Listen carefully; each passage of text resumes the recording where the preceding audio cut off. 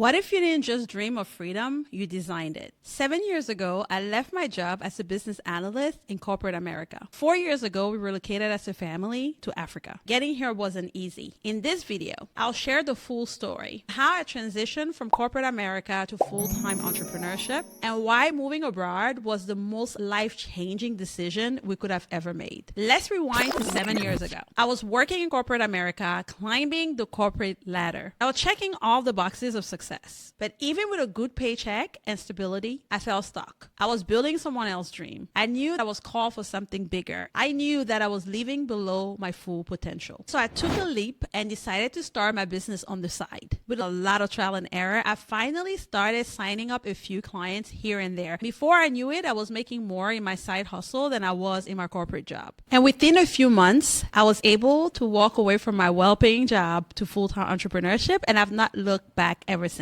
When I quit my job to work as a full-time entrepreneur, I decided to bring in my same work ethic from my job to my business. And so this meant I was tied to my desk from 8 to 5 every single day. It was far from the laptop lifestyle I had heard about. And after a while, I burned out. In 2020, I started asking myself some real questions. Like, is this the life that I really want? Is there more to life than just grinding and feeding the machine? I wanted more. I wanted more for my children. I wanted more for myself. I wanted freedom. I wanted out of the daily grind. And so we decided to make the move to Africa. Let's be real, this was an easy decision. There was a lot of things we had to put into consideration. Like, would our kids adjust to a new environment when all they've ever known was America? Would I be able to continue to grow my business when I'm hours and hours away from all of my clients? Was I taking too big of a risk? But I knew the biggest risk was staying stuck to a life and a dream that no longer fit my vision for the future. So we took the leap. 4 years later, I am here to provide you with the strategies and the tips. So how was I able to scale my business even though I lived hours and hours away from my clients? Number one, high ticket offering. I started my business leaning on the high ticket offer from the beginning because I realized from all the failed ventures I had since the age of 12 years old when I first had my first business venture was that money had to make sense. The math has to match. Otherwise, I'll be out of business because I was out of money. And so I leaned into that concept even more when we decided to relocate. Looking at our pricing and looking at our expenses became really, really important as a company. The second step was looking at the opportunities that making this move was allowing us.